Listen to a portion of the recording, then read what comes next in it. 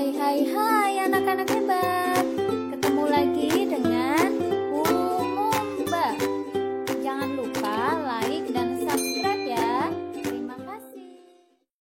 Semangat pagi anak-anak hebat. Assalamualaikum warahmatullahi wabarakatuh.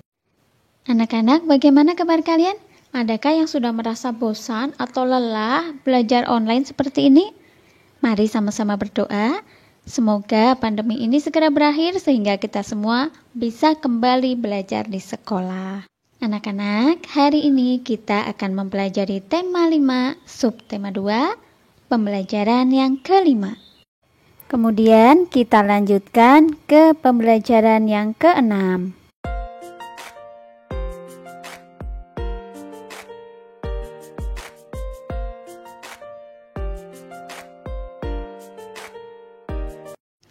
Anak-anak hebat, pada pembelajaran sebelumnya kamu telah membuat rancangan poster untuk pameran produk seni di daerahmu.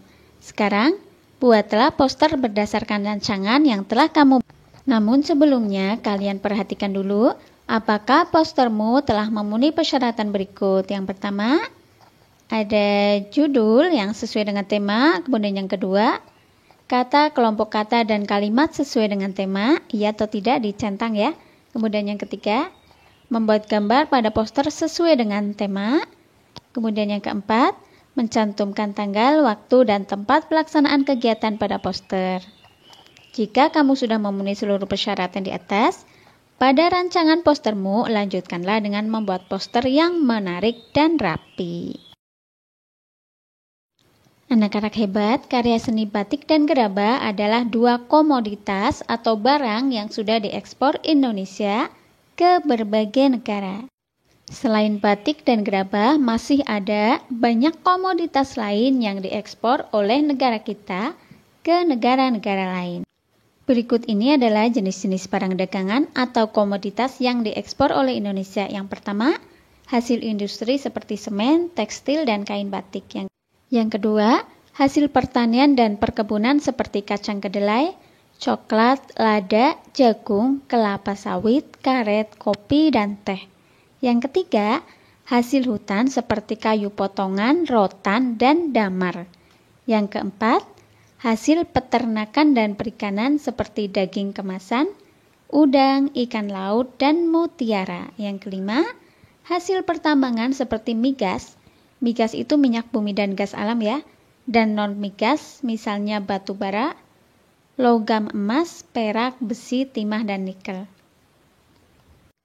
Selain ekspor, barang atau komoditas yang diimpor oleh Indonesia cukup beragam. Berarti Indonesia membeli barang dagangan tersebut dari luar negeri ya. Berikut beberapa barang yang diimpor Indonesia dari luar negeri. Yang pertama, barang olahan migas seperti bensin, solar, kerosin, dan aftur. Yang kedua, barang konsumsi seperti makanan dan minuman yang diawetkan, daging, susu, dan buah-buahan. Yang ketiga, barang industri seperti mesin pembangkit tenaga listrik, alat telekomunikasi, alat transportasi, dan mesin industri. Yang keempat, bahan baku, misalnya bahan baku industri pangan dan minuman, suku cadang mesin, dan bahan kimia untuk keperluan bahan industri lainnya. Yang kelima, jasa, biasanya dari negara-negara maju seperti tenaga ahli dari berbagai bidang. Anak-anak, setelah memahami penjelasan tadi, silakan kalian kerjakan soal-soal berikut ini. Selamat mengerjakan anak-anak hebat.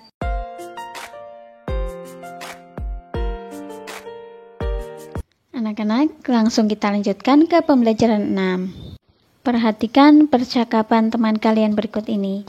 Apakah kamu pernah mendengar tentang wirausaha Balitangi? Wah, dari namanya sepertinya menarik. Bisakah kamu menceritakan tentang Balitangi? Raga, Sukma, dan Semesta.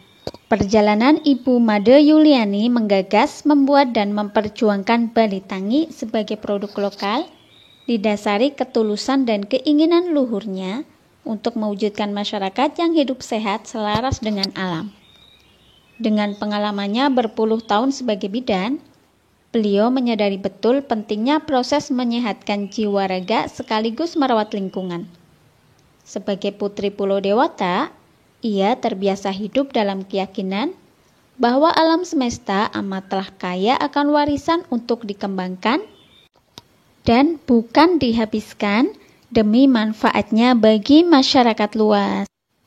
Bahan dasar seluruh produk Balitangi diambil dari tanaman lokal yang sebagian besar dibudidayakan di tanah Dewata oleh petani lokal. Proses penanaman, pengambilan bahan, panen, pengeringan sampai dengan selesainya rangkaian pembuatan produk dilakukan dengan memperhatikan keterjagaan lingkungan. Untuk pembuatan wewangian dari tumbuhan kering yang lazim disebut potpourri, bahan dasar yang digunakan adalah daun, bunga, dan buah yang sudah rontok atau terlihat mati. Proses pengeringan juga dilakukan dengan cara konvensional tanpa menggunakan alat atau bahan kimia apapun. Tempat pengeringannya pun memanfaatkan lahan yang ada. Begitu pula dengan produk lain seperti bedak dingin, lulur, sabun, dan boreh dibuat dengan cara yang sengaja disederhanakan agar memungkinkan bagi siapapun untuk menirunya, sekalipun hanya untuk pemakaian rumah tangga atau dengan kata lain dipakai sendiri ya. Sungguh mengagumkan perjalanan sebuah industri yang saat ini sudah merambah ke tingkat internasional, namun masih tetap dapat mempertahankan idealisme luhurnya, bukan hanya kebugaran daga, tapi juga perawatan kesegaran sukma. Bukan hanya rempah, minyak, dan khasiatnya, melainkan juga hasil bumi yang ditanam dengan ketulusan hati. Bukan pula hanya bertujuan untuk berpadu dengan alam, melainkan menyatu dengan semesta. Anak-anak, berdasarkan teks tersebut, silakan kalian jawab pertanyaan berikut ini. Yang pertama, apa jenis wirausaha yang dijalankan oleh Ibu Made Yuliani? Yang kedua, sikap apa yang bisa kita pelajari dari Ibu Made Yuliani? Yang ketiga, apa manfaat dari usaha yang dijalankan oleh Ibu Made Yuliani? Yang keempat, apakah kamu menemukan sikap tanggung jawab yang ditunjukkan oleh Ibu Made Yuliani dalam menjalankan usahanya? Jelaskan. Selanjutnya, kita ulang sedikit lagi tentang daftar riwayat hidup. Riwayat hidup merupakan tulisan yang berisi informasi detail mengenai diri sendiri. Adapun informasi yang umumnya ditulis dalam daftar riwayat hidup yaitu data diri, nama, umur, dan lain-lain ya. Kemudian riwayat pendidikan, riwayat pekerjaan, ini kalau untuk orang dewasa ya. Kemudian keterampilan atau kemahiran, ini kalau untuk anak-anak bisa diganti dengan kegiatan ekstrakurikuler. Kemudian prestasi yang pernah diraih. Untuk daftar riwayat hidup kali ini tidak Bu Guru beri tugas karena Bu Guru anggap cukup untuk tugas-tugas pada pertemuan sebelumnya. Oke anak-anak, untuk pembelajaran hari ini Bu Guru kira sudah cukup. Semoga menjadi ilmu yang bermanfaat. Wassalamualaikum warahmatullahi wabarakatuh.